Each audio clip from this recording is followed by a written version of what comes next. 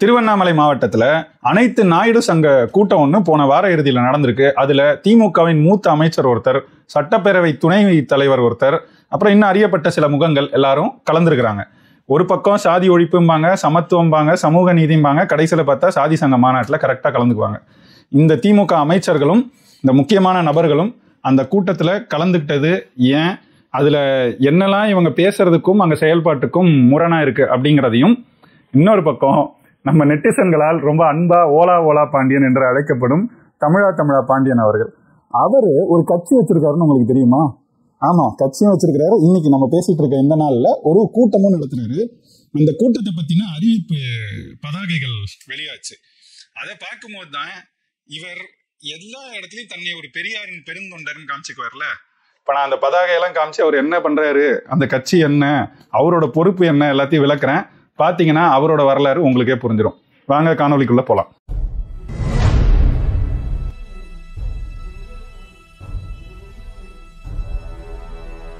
அனைவருக்கும் வணக்கம். திருவண்ணாமலை அனைத்து நாயுடு சங்கம் அப்படின்னு ஒரு சங்கம் இருக்குங்க. அதாவது தமிழ்நாட்டில் சாதி ஒழிப்பு பேசி அவங்க ஆட்சிக்கு வந்து கிட்டத்தட்ட 60 ஆண்டுகளை தாண்டிட்டாங்க. ஆனா இன்றைக்கும் சாதி ஒழியாம இருக்கு அப்படிங்கிறது நமக்கு எப்படி தெரியுது? இந்த திமுக அமைச்சர்கள் கலந்துக்கிற கூட்டத்துல இருந்து. எந்த கூட்டத்துல? திருவண்ணாமலை அனைத்து நாயுடு சங்க கூட்டம். என்னைக்கு நடந்துச்சுன்னா மார்ச் 30ஆம் தேதி, போன வார இறுதி ஞாயிற்றுக்கிழமை நடந்திருக்கு. அது ஒரு முப்பெரும் விழாவா நடத்திருக்கிறாங்க. அந்த சங்கத்தின் 25வது ஆண்டு விழா, அப்புறம் தெலுங்கு வருடப்பிறப்பு சேர்த்து, அதுதான் 2வது. 3வது வந்து பாராட்டு பரிசளிப்புலாம் நடத்துறாங்க. இப்ப நமக்கு எழுத கேள்வி என்னன்னா, ஒவ்வொரு முறையும் இங்க வந்து தமிழர் நம்ம பேசணும்னா யார் தமிழர் அப்படின்னு கேட்பாங்க. இந்த இடத்துல இந்த சாதி சங்க பதாகையை பார்த்தீங்கன்னாலே தெரிஞ்சிடும் யார் தமிழர் இல்லைனாலும் தெரிஞ்சிடும் குறைந்த அளவு. ஏன்னா ஒவ்வொரு வருடமும் இங்க இருப்பாங்க, தமிழ் தான் எங்களோட தாய்மொழிம்பாங்க, கடைசியில பார்த்தா தெலுங்கு வருட பிறப்பதை கொண்டாடிட்டு இருப்பாங்க. தமிழ் உன் தாய்மொழினா எப்படி தெலுங்கு வருட பிறப்பை நீ கொண்டாடுற? இது முரணா இல்லையா? இப்ப இதுல கலந்துகிட்டது யாருன்னு பார்க்கணும். அதான் ரொம்ப முக்கியம். அமைச்சர் ஏவா வேலு, மூத்த அமைச்சர், எல்லாருக்கும் தெரியும். எம்ஜிஆர் காலத்துல அதிமுகல இருந்து அதுக்கு பிறகு திமுக பக்கம் வந்து கிட்டத்தட்ட கருணாநிதி இருக்கும்போது அவர் பக்கத்திலே இருந்தாரு. ஸ்டாலின் கூடவே தான் இருக்காரு தொடர்ச்சியும். மிக மூத்த பொறுப்புகள்ல இருக்கிறார். அந்த ஏவா வேலு முக்கிய அழைப்பாளர். இதுக்கு 2வது முக்கிய அழைப்பாளர் யாரு தெரியுமா? தமிழ்நாட்டு சட்டப்பேரவையின் துணை தலைவரான கு பிச்சாண்டி அவர்கள். 2 பேருமே திருவண்ணாமலை மாவட்டத்தை சேர்ந்தவங்க. அவர் ஏவா வேலு திருவண்ணாமலை தொகுதியிலேயே நின்று வென்றவர். இவர் வந்து கீழ்பெண்ணாத்தூர்ல நின்று எப்பவுமே அங்க நிற்பார். இவர் தான் வெல்வாருங்கிற மாதிரி அந்த தொகுதி. நமக்கு என்னன்னா, அப்பாவும் ஒரு தமிழர், அவரு சட்டப்பேரவையின் தலைவரா இருக்கிறாரு. துணை தலைவரா இருக்கிறதே ஒரு தெலுங்கர் தான். நம்ப சொல்லல, அவர் கலந்துகிட்ட மாநாடு அவர் யாருன்னு வெளிப்படுத்தியிருக்கு.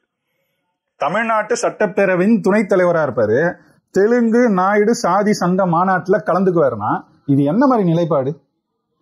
இது போல ஆந்திராவிலேயோ கர்நாடகாலேயோ கேரளாலேயோ ஒரு தமிழ் சாதி சங்க மாநாட்டுல கலந்துகிட்டு இல்ல சாதி சங்கத்துல இருந்துகிட்டு அங்க போயிட்டு துணை பேரவை தலைவரா ஆயிட முடியுமா? அப்ப எந்த அளவுக்கு இழிவான நிலையில தமிழ்நாடு அரசியல் இருக்கு அப்படிங்கறதுதான் இது போன்ற செய்திகள் நமக்கு உணர்த்துது. இதுல அந்த பதாகையில மேல என்ன எழுதி வச்சிருக்காங்க பாருங்க, வாழ்க நாயுடு இனம், வளர்க நாயுடு சங்கம். எப்படியா? நாயுடுங்கிறது இனமா? தமிழர்கள்ன்றது ஒரு இனம் நம்ம சொன்னா, இல்ல திராவிடர் தான் இனம்பாங்க. நம்மள்ட்ட வந்து தமிழ் வந்து மொழி, ஆனாலும் நம்மலாம் இனமா பாத்தீங்கன்னா திராவிடர்கள் அப்படிம்பாங்க. அப்ப இந்த இடத்துல மட்டும் வாழ்க நாயுடு இனம்னா அது எந்த இனம்? வளர்க நாயுடு சங்கமா? வளரணும், இந்த மாதிரி சங்கங்கள்லாம் நிறைய வளரணும்னு சொல்லி விரும்புறாங்க அவங்க. இதுல இந்த கேடுகட்ட சுபவீர பாண்டியனை பேச வேணான்னு கடந்து போனா கூட திரும்ப வந்து நிக்கிறாரு. இப்ப இந்த கூட்டம் நடக்கிறதுக்கு 5 நாள் முன்னாடி அதே மாவட்டத்துல இதே நபர்களோட தலைமையில திமுக சார்ந்த ஒரு கூட்டம். என்ன கூட்டம்? முதல்வரோட பிறந்தநாள் கூட்டம். அவர் பிறந்தநாள் முடிஞ்சு 1 மாதம் ஆகுது, இன்னும் கொண்டாடி இருக்காங்க லூசு பயலுக. அந்த கூட்டத்துல முக்கிய அழைப்பாளரா பேச்சாளரா இருந்தது சுபவீர பாண்டியன் அவர்கள். 25ஆம் தேதி அவர் வந்து மு.க. ஸ்டாலினை புகழ்ந்து அந்த இடத்துல பேசிட்டு போவாரு. அதே நபர்கள், அந்த கூட்டத்தை நடத்தின அதே நபர்கள், அதுல கு பிச்சாண்டி முக்கியமான தலைவரா அந்த கூட்டத்துல கலந்துக்கிறாரு. அதே நபர்கள் தான் இங்க நாயுடு சங்க மாநாட்டுல கலந்துக்கிறாங்க. வெக்கமா இல்லையா மிஸ்டர் சுபவீர பாண்டியன்? இதுல நீங்க வேற சமூக நீதி கண்காணிப்பு குழுவின் தலைவர். கொஞ்சமாவது ஏதாவது இருந்துச்சுன்னா இந்த மாதிரி செயல்பாடுகள்ல நான் இல்லைன்னு ஒதுங்கி இருக்கணும். இல்லைன்னா நான் வரேன்னா நீங்களா இந்த மாதிரி செயல்படணும்னாவது சொல்லணும். அதுக்காவது தென்பு திராணி முதுகெலும்பு இதெல்லாம் இருக்கணும். இது எதுவுமே இல்லாம அரசியல்ல இருக்கிற சுபவீர பாண்டியன். இதுல என்னன்னா, நம்ம பேசணும்னா உங்களை விட எங்களுக்கு தான் தமிழ் உணர்வு அதிகம், நாங்க தமிழ் தான் பேசுறோம், அதனால நாங்கெல்லாம் தமிழர்கள்பாங்க. அப்படி சொல்லி பேசின எந்த வாயும் இந்த மாதிரி வாழ்க நாயுடு இனம் போட்டதை எதிர்த்து ஒருத்தன் கூட ஒரு பதிவு ஒரு பேச்சு, திமுக காரன் மொத்தம் பாருங்க திராவிட கூடாரத்தை கப்பு சிப்புன்னு இருப்பாங்க, வாயவே திறக்க மாட்டாங்க இதை எதிர்த்து. ஆனா இப்படிதான் அவங்களோட செயல்பாடுகள் இருக்கு. ஆனா நம்மள்ட்ட மட்டும் வந்து வாழ்க தமிழ் வளர்க தமிழ் அப்படிம்பாங்க. ஆனா இந்த பக்கம் தெலுங்கு உகாதி வருட பிறப்பை கொண்டாடிக்கிட்டு இருப்பாங்க. இப்ப நம்ம வந்து உகாதியை நீங்க கொண்டாடக்கூடாதுன்னு சொல்லல, தாராளமா கொண்டாடலாம். அது தெலுங்கு இனத்தின் ஒரு விழா, தாராளமா கொண்டாடலாம், சிறப்பா கொண்டாடுங்க, தமிழ்நாட்டில் கூட கொண்டாடுங்க, வேணான்னு சொல்லல நம்ம. ஆனா நம்ம சொல்றது, நீங்க தெலுங்கர்கள்னா தெலுங்கர்னு தன்னை அடையாளப்படுத்திட்டு பண்ணுங்க. சாதி ஒழிப்புன்னு பேசுறீங்க, ஆனா சாதி சங்க மாநாட்டை வச்சு அதுல தெலுங்கு வருட பிறப்ப கொண்டாடுறீங்க. அந்த இடத்துல வாழ்க தெலுங்கு இனம் போட்டா கூட பரவாயில்ல, வாழ்க நாயுடு இனம்ன்றீங்க. அப்புறம் கேட்டா நாங்கெல்லாம் தமிழர்கள்ங்கிறீங்க. இது எப்படி? ஏதாவது ஒண்ணு பொருந்தி போதா? இது மட்டும் இல்லாம அதாவது சாதி பேரை நம்ம பேருக்கு பின்னாடி போட்டுக்கிறத ஒழித்ததே பெரியார் தான். அவர் இல்லைன்னா இந்த மண்ணை, இது பெரியார் மண்ணுங்க, இந்த பெரியார் மண்ணுல சாதி பேரெல்லாம் போட்டுட்டு எவனும் தெரிய முடியாது. அப்படிப்பட்ட ஒரு கட்டுமானத்தை உருவாக்குனாரு. சுபவீர பாண்டியன் பேசுறதெல்லாம் சமத்துவத்தை ஏற்றுக்கொண்ட தமிழர்கள் தான் திராவிட தமிழர்கள் அப்படிம்பாரு. அப்ப இவங்கெல்லாம் யாரு? திராவிட தமிழர்களா திராவிட தெலுங்கர்களா? மிஸ்டர் சுபவீர பாண்டியன் இவங்க சமத்துவத்தையும் ஏத்துக்கல. ஏன்னா வாழ்க நாயுடு இனம் தான் சொல்றாங்க, மற்ற இனமெல்லாம் என்ன ஆகணும்னு தெரியல. தமிழ்நாட்டில் வந்து தமிழ்லயே அதுவும் பதாகையை போட்டு வாழ்க நாயுடு இனம் போடுறாங்க. இந்த சுபவீர பாண்டியன் மாதிரி வெக்கங்கெட்ட பிறவிகள் அங்க இன்னமும் அந்த அரசியலை ஏத்துக்கிட்டு அவங்க தலைமைகளை ஏத்துக்கிட்டு தான் பயணிச்சுட்டு இருக்காங்க. இப்ப அதுல அவங்க பேர்களை பாருங்களேன், மூர்த்தி நாயுடு, செல்வராஜ் நாயுடு, சுப்பிரமணியன் நாயுடு, குணசேகரன் நாயுடு. இதெல்லாம் நாயுடுங்கிறது அவங்க படிச்சு வாங்கின பட்டமா? அது சாதி பின்னோட்டு இல்லையா? இதுல அந்த கூட்டத்துல கலந்துக்கிற எஸ்கேபி கருணா இருக்காருல்ல, பயங்கரமா பேசுவாப்படி.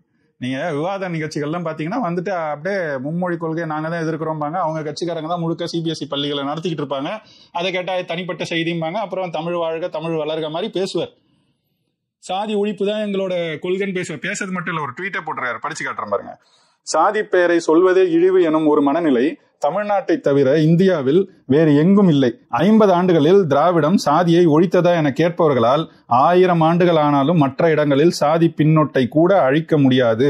எனவே பெரியார் மண், எனவேதான் இது பெரியார் மண் அப்படிங்கிறது. அந்த பெரியார் மண்ல தான் மானங்கட்டவனே இந்த நாயுடுன்னு போட்டு இந்த கூட்டமும் நடக்குது. சாதி பின்னோட்டை ஒழிச்சிட்டோம், 50 ஆண்டு காலத்துல திராவிடம் சாதித்த என்னன்னா இதைதான் சாதித்தோம்னு சொல்லிட்டு அந்த பின்னோட்டு போட்டுக்கிறவங்க நடத்துற கூட்டத்துல நீங்க போய் கலந்துக்கிறீங்களே, இதுதான் சொல்றோம். திராவிடம்னா இந்த ரெட்டை வேடம் தான், தான் இனம் தான் சாதின்னு வச்சுக்க வேண்டியது. ஆனா வெளியில பேசும்போது இது திராவிட இனம், எல்லாரும் நாங்களும் தமிழர்கள் தான், எல்லாரும் தமிழர்கள் தான் அப்படிங்கிற வேண்டியது. இன்னொரு பக்கம் அப்படியே தெலுங்கு வருட பிறப்பு இதெல்லாம் கொண்டாடிட்டு சாதி ஒழிப்புன்னு சொல்றது, இன்னொரு பக்கம் சாதி பின்னோட்டுகளை போட்டுக்கிறது. இதுதான் திராவிடம். இதைத்தான் நாங்களும் ரொம்ப நாளா சொல்லிக்கிட்டு இருக்கோம். இதுல எல்லாத்த விட ஹைலைட் என்ன தெரியுமா? அந்த பதாகையிலேயே இருக்கு, மணமகன் மணமகள் ஜாதக பரிவர்த்தனை. அதுக்கு ஒரு சிறப்பு கட்டணமா 300 ரூபாய். அங்க வந்து ஜாதகத்துல இப்ப ஏன்னா நாயுடுக்கள் வந்து நாயுடுக்களுக்குள்ளேயே கல்யாணம் பண்ணிக்கணும். இவனுங்க தான் பேசுவானுங்க மேடைக்கு மேடை சாதி ஒழிப்பு சமத்துவம், சாதி மறுப்பு திருமணங்களை செய்து வைத்து திராவிடம் வந்து சாதியை ஒழித்ததுமானுங்க. ஆனா இந்த பக்கம் ஜாதக பரிவர்த்தனை செய்யறாங்க. எங்க? நாயுடு சங்க கூட்டத்துல வச்சு மணமகன் மணமகள் ஜாதக பரிவர்த்தனை கூட்டங்கள் நடக்குது. கொஞ்சம் கூட இவனுங்களுக்கு வெக்கம் மானம் சூடு சொரணை எதுவுமே கிடையாது. இதனாலதான் சொல்றோம், திராவிடத்தை ஒழிக்காம தமிழ்நாட்டுல அரசியல் சரியே ஆகாது. இதுல என்னன்னா இந்த திராவிடம் இந்த மாதிரி முகமூடிகள்ல வரும். இன்னொரு பக்கம் தமிழர்களே வந்து இந்த திராவிடத்தை ஏத்துக்கிட்டு சில முகமூடிகள்ல வருவாங்க. அப்படி இங்க வலம் வர ஒரு நபர் தான் இந்த தமிழா பாண்டியன். எல்லாரும் பார்த்திருப்போம். நான் ஏற்கனவே சொன்னது போல நெட்டிசன்கள் அவரை அன்பா ஓலா பாண்டியன், ஏன்னா அவர் விடுற ஓலா கதைகளுக்காக அவரை கூப்பிடுவாங்க. நம்ம அந்த மாதிரி சொல்லாடல்களை தவிர்த்துட்டு அவரை என்ன பேரோ அதையே சொல்லிட்டு கூப்பிட்டு போவோம். ஏன்னா அவர் உட்காந்து பேசுவார் எல்லா இடத்துலையும். அண்ணன் சீமான வேணும்னே வம்படியா பல இடங்கள்ல சைமன் சொல்லுவாரு. இந்த மாதிரி பேசுற இழிவான நிலை அவர்கள்ட்ட இருக்கலாம். ஏன்னா அவர் வந்து தன்னை பெரியாரின் பெருந்தொண்டன் அப்படின்னு காமிச்சுக்கிறவர். பெரியாரின் பெருந்தொண்டன் அப்படிதானே இருப்பான். அதான் கிறிஸ்தவர்களும் இஸ்லாமியர்களுக்கும் இந்த மண்ணில் என்ன வேலைன்னு கேட்டவன் தானே பெரியார். அப்ப அவரை பின்பற்றவங்க அப்படிதானே இருப்பாங்க. அதனால அது நமக்கு சிக்கல் இல்லை, அவர் இருந்துட்டு போட்டோம். நம்ம அவரை வந்து மற்றவர்கள் அழைப்பது போல அந்த மாதிரி அழைக்கல, தமிழா பாண்டியன்னே கூப்பிட்டு போவோம். இதுல என்னன்னா அண்ணன் சீமான் அவர்கள் பெரியாரை எதிர்த்தாராம். உடனே இவர் பொங்கி எழுந்து பெரியார் எப்படி எதிர்க்கலாம், பெரியார் இல்லாம இந்த தமிழ்நாட்டு மண்ணில் அரசியலே கிடையாது, இது பெரியார் மண்ணுங்க, பெரியார் தாங்க தலைவர் அப்படின்னு ஒரு 100 காணொலிகள் பேசியிருப்பார். ஒவ்வொரு சேனலா யூடியூப் சேனலா போயிட்டு நேர்காணல் கொடுத்தார். அண்ணனை என்னென்னலாம் திட்ட முடியுமோ திட்டினார், எல்லாம் செஞ்சார்ல. இது உச்சகட்டம் என்னன்னா பெரியாரை எதிர்த்ததுக்காகவே ஈரோடு இடைத்தேர்தல்ல சீமான் யாரை நிறுத்தினாலும் அவரை எதிர்த்து நான் நிற்பேன் அப்படின்னு பேசிட்டு தெரிஞ்சாரு. வந்து நிற்கவும் செஞ்சாரு, 50 வாக்கு வாங்கினாரு. அதை விடுங்க, அது ஒரு பக்கம் இருக்கட்டும். இதுல என்னன்னா, அங்க வந்து வேட்பாளரா நிக்கிறாரு, போட்டிடுறாரு. ஒரே காரணம் அவர் சொன்னது, பெரியார் சீமான் எதிர்க்கிறாரு, அதனால நான் அந்த இடத்துல வந்து அவங்களுக்கு எதிராக போட்டிடுறேன் அப்படின்னு சொன்னார். அந்த நேரத்துல ஒரு நேர்காணல் கொடுத்தாரு, நக்கீரன் யூடியூப்ல வலைவலியில கொடுத்தாரு. அந்த நேர்காணல் எடுத்து பாருங்க. அண்ணன் பரப்புரைக்கு வரும்போது பெரியாரை எதிர்க்கிறதுனால சொல்றாரு, எதிர்த்துட்டு அங்க வந்து அரசியல் செஞ்சுட்டு இன்னும் பேசிக்கிட்டு இருக்கான், பரப்புரை செஞ்சுக்கிட்டு இருக்கான், அப்படிலாம் பேசுறாரு. பேசிட்டு சொல்றாரு, என்ன நடக்கும்னே தெரியாது, களத்துல எல்லாரும் கொந்தளிச்சு போயிருக்காங்க. பரப்புரை செய்யறதுக்கு சீமான் வரும்போது ஆசிட் முட்டை அடிச்சிட்டாங்கன்னா என்ன பண்ணுவார், அடிக்கலாம், அதுக்கான வாய்ப்புகள் இருக்கு, அப்படிலாம் பேசினார். ஆனா இந்த அரசு எந்த நடவடிக்கையும் எடுக்கல.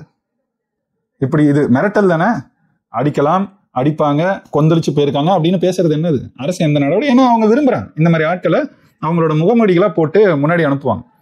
இப்படிப்பட்ட நபர் ஒரு கட்சி நடத்துறாரு, அதுதான் நமக்கு இது வரைக்கும் தெரியாத செய்தி. தமிழர் தன்னுரிமை கட்சி, அந்த கட்சியோட பேர் கேள்விப்பட்டிருக்கீங்களா யாராவது?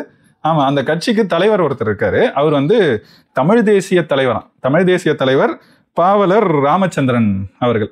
அவர் தான் அந்த கட்சியின் தமிழர் தன்னுரிமை கட்சியின் தலைவர்.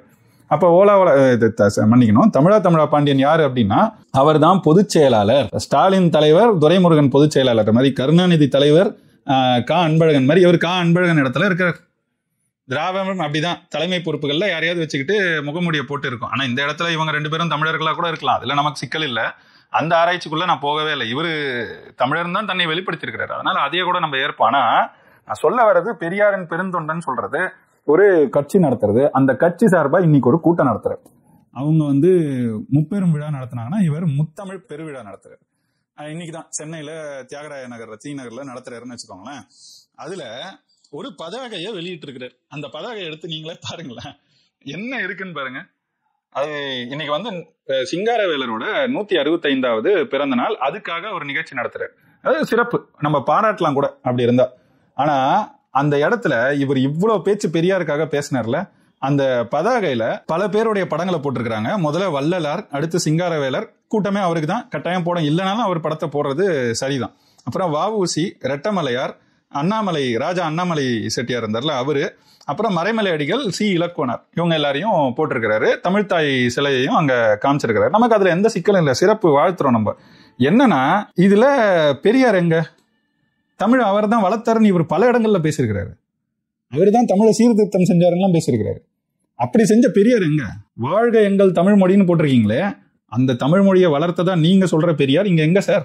ஆனா பெரியாரை எதிர்த்தாங்கன்னா ஆளா வந்து கத்துறீங்க, ஆசிட் முட்டை வரைக்கும் போறீங்க. எனவே இந்த மாதிரி நபர்கள் ஏன்னா பணத்துக்காக மட்டும்தான் இந்த மாதிரி பேசலாம். இவருக்கு உண்மையில உள்ளூர கொள்கையெல்லாம் பெரியார் கொள்கை இல்ல, திராவிட கொள்கை இல்ல, எந்த கொள்கையுமே கிடையாது, தமிழ் தேசிய கொள்கையும் கிடையாது இவங்களுக்கு எல்லாம். இங்க தமிழ் தேசியம் எழுச்சி பெறும்போது எதிர்த்து நின்று வேலை செய்யறாங்க. யாருக்காக வேலை செய்யறாங்க? திராவிட தரப்புக்காக தான். வேற என்ன? இவங்க என்ன செய்யறாங்கன்னு நல்லா கவனிங்களேன். இவர் யூடியூபா போவாரு, எந்த இடத்துலயும் சும்மா தொட்டுக்குவாரு. ஸ்டாலின் எதிர்ப்பெல்லாம் அதிகம், அரசு எதிர்த்தெல்லாம் அதிகம் பேச மாட்டாரு. ஆனா நாம் தமிழரை எதிர்த்து கடுமையா பேசுவார். அண்ணன் சீமானை எதிர்த்து கேவலமா பேசுவார். அதுக்கு பணமும் வாங்கிப்பாரு. பணம் வாங்கிப்பாரு நான் சொல்றது, திமுக கிட்ட பணம் வாங்கினாருன்னு கூட நான் சொல்ல, இந்த வலைவலிகள்ட்ட இருந்து வாங்குறாரா இல்லையா? அப்ப எதுக்கு அவங்க காசு தரணும்னா அவங்களுக்கு வியூஸ் வரணும். அப்ப இவரு இந்த மாதிரி ஏதாவது எல்லாமே தெரிஞ்ச மாதிரி பேசுவார். ஒரு கட்டத்துல இயக்கம் வந்து ஒரு தாவூத் இப்ராஹிம் இருந்துதான் ஒருத்தர் வழியா மும்பையில இருந்த ஒரு தமிழ் டான் ஒருத்தர் இருந்தாரு, அவர் வழியா முதல் ஆயுதம் வாங்கினது இந்த நெட்வொர்க்ல தான் அப்படின்னு சொல்லி கண்டபடி வளர்றாரு. இந்த மாதிரி உளரெல்லாம் பல பேரை கொந்தளிக்க வச்சிருக்கான். ஆனாலும் எல்லாத்த பத்தியும் நீங்க இன்னைக்கு யாராவது இறந்துட்டாங்கன்னா உடனே அவங்கள பத்தி அவர் யார் தெரியுமா, அவர் வரலாறு தெரியுமான்னு உட்காந்து பேச ஆரம்பிச்சிருக்காரு. இது வந்து அண்ணன் ஆம்ஸ்ட்ராங் இறந்த போது நான் அன்னைக்கே பதிவு செஞ்சேன் பசங்கள்கிட்ட, நாளைக்கே பாரு ஆம்ஸ்ட்ராங் யார் தெரியுமான்னு இந்த ஆள் வந்து உட்காந்து பேசுவாருன்னா அதே மாதிரி அடுத்த நாள் வருது இவரோட காணொலி. அதனால இவர் வந்து இதையே ஒரு வழக்கமா வச்சிருக்கிறாரு. அவங்கள பத்தி எல்லாம், அவங்க பழக்கமே இல்லாம இருந்திருக்கும், ஆனா அவங்கள பத்தி எல்லாம் தெரிஞ்சது போல பேசுவார்.